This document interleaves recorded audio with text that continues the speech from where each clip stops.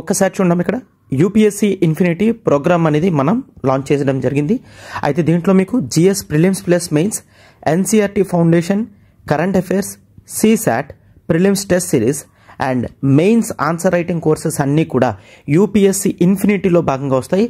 Both మీకు live plus recording classes అనేవి ఉంటాయి. అయితే ఫీజు అనేది 60,000 రూపీస్కి మనం ఇవ్వడం జరుగుతుంది with easy EMI option 5,000 per month. అయితే కోర్స్ బ్యూటీనెస్ ఏంటి అంటే మీకు లైఫ్ టైం వ్యాలిడిటీ అనేది ఉంటుంది. సో దట్ టెస్ట్ సిరీస్ అనేవి రెగ్యులర్గా రాయగలరు, ఆన్సర్ రైటింగ్ కూడా రాయగలరు, కరెంట్ అఫైర్స్ కూడా మీకు అవైలబుల్గా ఉంటుంది. అండ్ ఈ ప్రోగ్రామ్ గురించి మీకు ఏ డౌట్ ఉన్నా సరే, ఒకవేళ డెమో సెషన్స్ కూడా చూడాలి అనుకున్నా you can simply call to this number 7893899553.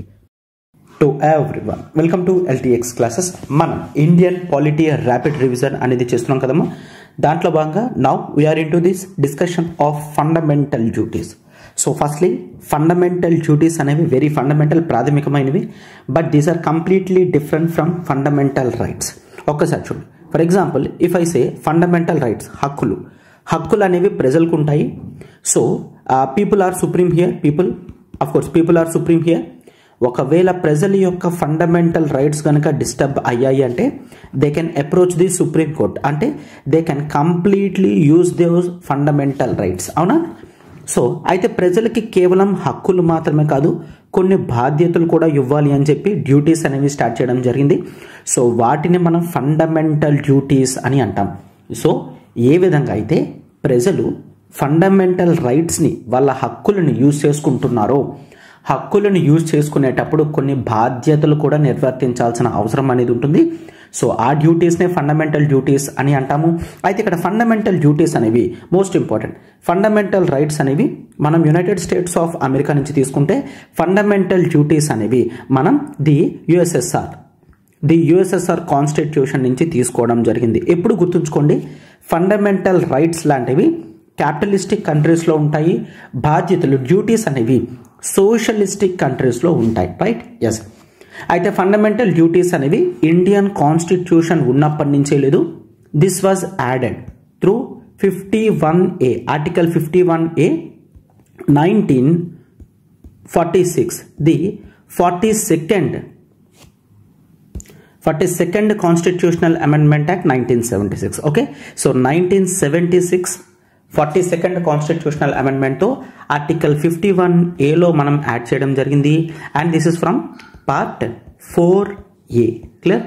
So that is part 3 fundamental rights, part 4 directive principles of state policy, తర్వాత పార్ట్ 4A అనేది ఫండమెంటల్ డ్యూటీస్ చూస్తాం. సో అయితే based on the recommendations of Swaran Singh committee, this is most important, Swaran Singh committee. So Swaran Singh committee రికమెండేషన్స్తో మనం చూస్తాము. Clear? Fundamental duties అనేవి Swaran Singh committee రికమెండేషన్స్తో 1976లో కాన్స్టిట్యూషనల్ అమెండ్మెంట్ చేసి యాడ్ చేయడం జరిగింది. అయితే తను చాలా కాన్స్టిట్యూషనల్ అమెండ్మెంట్స్ ఈ ఫండమెంటల్ డ్యూటీస్లో ప్రపోజ్ చేసినప్పటికీ కూడా మనం కేవలం కొన్ని తీసుకున్నారు, కొన్ని వదిలేశారనమాట. రైట్? కేవలం కొన్ని ఫండమెంటల్ డ్యూటీస్ మాత్రమే లిస్ట్ డౌన్ చేయడం జరిగింది.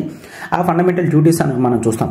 But if you observe the features of fundamental duties, ఈ ఫండమెంటల్ డ్యూటీస్ అనేవి mostly they are moral in nature. Clear? Welcome. They are moral in nature. So ఈ ఫండమెంటల్ డ్యూటీస్ అనేవి moral duties లాంటివి ఉంటాయి. And there are some civic duties కూడా ఉంటాయి. Civic duties అంటే like national ఫ్లాగ్ని రెస్పెక్ట్ చేయడం, నేషనల్ యాంథమ్ని రెస్పెక్ట్ చేయడం, ఇట్లాంటివన్నీ కూడా సివిక్ డ్యూటీస్ అనేవి చూస్తాము. అండ్ ఇది మాత్రమే కాదు, ఈ ఫండమెంటల్ డ్యూటీస్లో ఏవైతే ఉన్నాయో అవి చాలా వరకు ఇండియన్ వే ఆఫ్ లైఫ్ని రిఫ్లెక్ట్ చేసే విధంగా కనిపిస్తుంది. ఇండియన్ వే ఆఫ్ లైఫ్, మనం ఫండమెంటల్ డ్యూటీస్ అన్ని కూడా చూస్తాం, వాటి నుంచి మనం అర్థం చేసుకోగలం. ఇండియన్ వే ఆఫ్ లైఫ్ అనేది ఉంటుంది. అండ్ ఇది మాత్రమే కాదు, when it comes to the part of fundamental rights, సిటిజన్కి ఉంటాయి అండ్ చాలా కొన్ని ఫారినర్స్కి కూడా. అవునా? ఫారినర్స్కి ఉంటాయి, సిటిజన్కి ఉంటాయి, ఫారినర్స్కి కూడా ఉంటాయి. But when it comes to the part of fundamental duties, బాధ్యతలు అనేవి కేవలం సిటిజన్కి మాత్రమే ఉంటుందని గుర్తుంచుకోండి. ఫండమెంటల్ డ్యూటీస్ కేవలం సిటిజన్కి మాత్రమే ఉంటుంది. రైట్? అండ్ ఫండమెంటల్ డ్యూటీస్ అనేవి they are non justiciable, like DPSPs లాగా, ప్రియాంబుల్ లాగా. దీస్ ఆర్ నాన్ జస్టిషియబుల్, అంటే ఈ ప్రిన్సిపల్స్ అనేవి వైలేట్ అయ్యాయని చెప్పి మనం కోర్టుకు వెళ్ళడానికి కానీ కోర్ట్ నుంచి ఎటువంటి రెమెడీ తీసుకోవడానికని ఉండదన్నమాట, right. These are non justiciable in nature అని చూస్తాం, right. So this is the brief background. Fundamental duties అనేవి మనం గుర్తుంచుకోవాలి, ప్రొబాబ్లీ ఎగ్జామ్లో అడిగే ఛాన్స్ అనేది ఉంటుందన్నమాట, right. Yes, so we shall see that. So these are the fundamental duties that we need to look at. So 51A fundamental duties. It shall be the duty of every citizen. ఇది ప్రతి ఒక్క citizen యొక్క duty ఏంటి అంటే to abide by the కాన్స్టిట్యూషన్కి అనుగుణంగా ఉండాలి and respect it's ideals, institutions, national flag, national anthem. చెప్పాం కదా, ఇవి సివిక్ డ్యూటీస్ని కూడా ప్రమోట్ చేసే విధంగా ఉంటాయి. To cherish and follow the Nobel ideals. So మన నేషనల్ స్ట్రగల్ ఫర్ ఫ్రీడమ్ని ఏవైతే మోటివేట్ చేశాయో ఆ నోబుల్ ఐడియల్స్ని మనం ప్రమోట్ చేయాలి, చెరిష్ చేయాలి అని చెప్తున్నారు.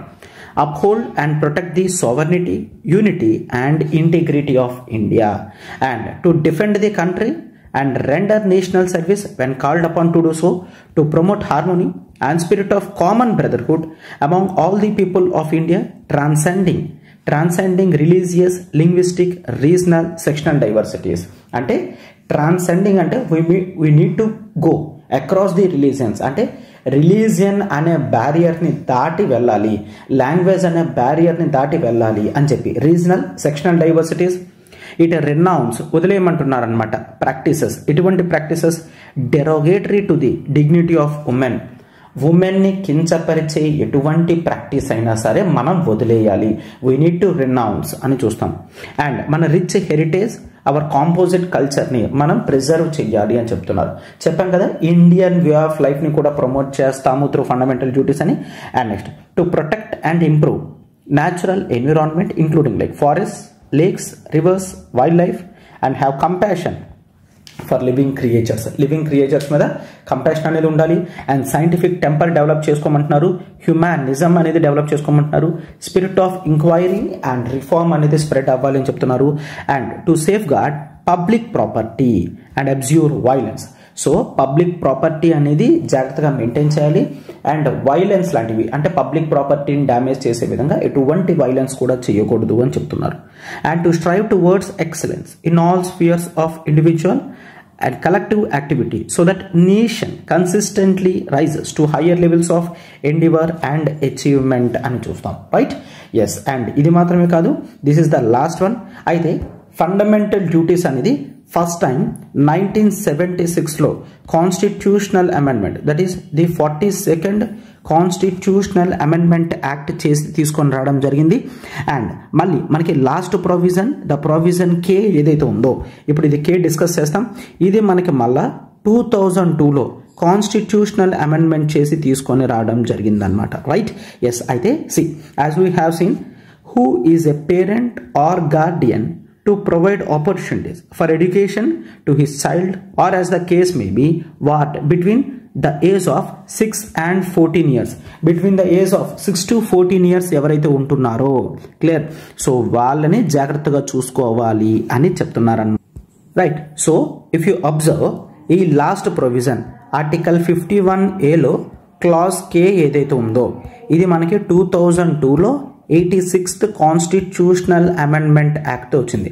అయితే 86th కాన్స్టిట్యూషనల్ అమెండ్మెంట్ యాక్ట్ అనేది ఫండమెంటల్ రైట్స్ని అమెండ్ చేసింది, డైరెక్టివ్ ప్రిన్సిపల్స్ ఆఫ్ స్టేట్ పాలసీని అమెండ్మెంట్ చేసింది, ఫండమెంటల్ డ్యూటీస్ని కూడా అమెండ్మెంట్ చేసింది.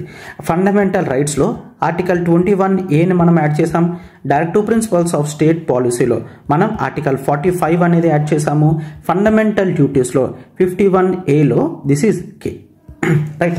సో ఈ విధంగా చేంజెస్ అనేవి 86th కాన్స్టిట్యూషన్ అమెండ్మెంట్ చేసింది. And these are the fundamental duties that we need to remember. Yes, so examination point of వ్యూలో కొంతవరకు మనకి ఇంపార్టెంట్ రోల్ అనేది ప్లే చేస్తుంది. Hope this is completely clear. ఈ ఫండమెంటల్ డ్యూటీస్ టాపిక్ అనేది clear అనుకుంటున్నాను. And ఖచ్చితంగా క్లాస్ అనేది నచ్చినట్లయితే లైక్ బటన్ హిట్ చేయండి, ఫెలో ఆస్పిరెంట్స్కి షేర్ చేయండి and do comment us. Thank you.